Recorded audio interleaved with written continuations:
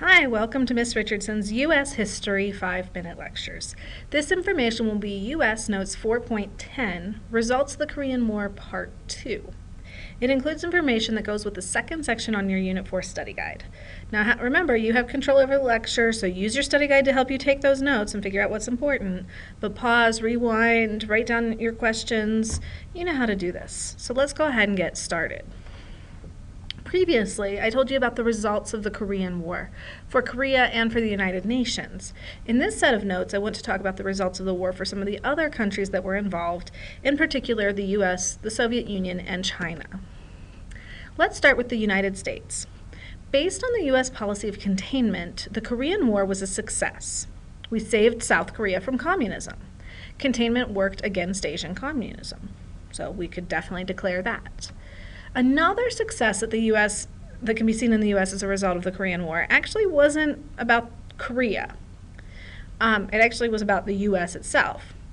In 1948, President Truman desegregated the U.S. military through an executive order. That means that Truman declared that the U.S. military was no longer segregated and all races would work together and serve together in the military. The Korean War was the first war fought after this happened, and it proved that multiple races could serve and fight together and do it successfully. So despite those successes, the U.S. also faced many failures in the Korean War. We had 142,000 American casualties, so dead and wounded. And many Americans lost their lives fighting to stop communism from spreading, and they were fighting not in the U.S. The war increased defense spending in the U.S. from $12 billion a year to $60 billion a year, 5 times more than before in just those 3 years. To pay for this, the U.S. would either have to increase taxes or cut spending in other areas, or both. And finally, the U.S. failed to liberate North Korea and did not create a democratic capitalist Korea. And as we know, that failure still affects us today. And here you have some pictures of the demilitarized zone that might look a little familiar to you from freshman year. So we know there's that tension. We know there's those problems. So next, what about the Soviet Union? Well, it was also impacted by the Korean War. The war created a closer friendship and alliance between the Soviet Union and China, due in part because the conflict between the U.S. and China that happened with the war. So also, both the Soviet Union and China realized they had similar goals, so they formed a bond between the two countries. This would be a success for the Soviet Union and for China, which we'll talk about next.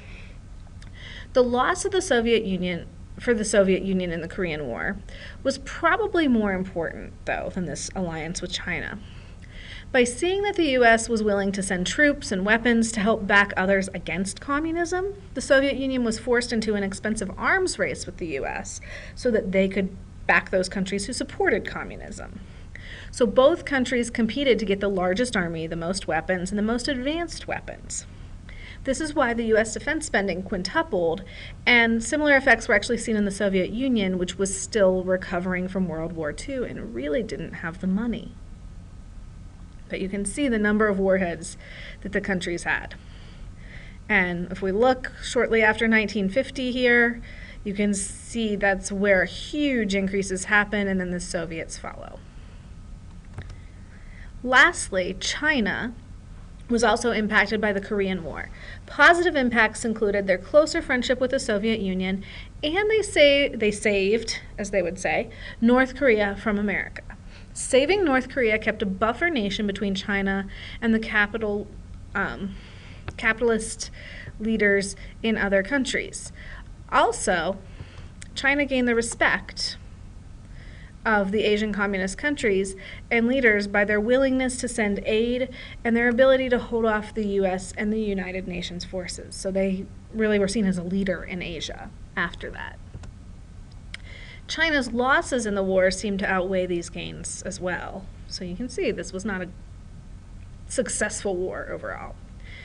They increased their military spending, and they were already a poor country recovering from fighting Japan in World War II.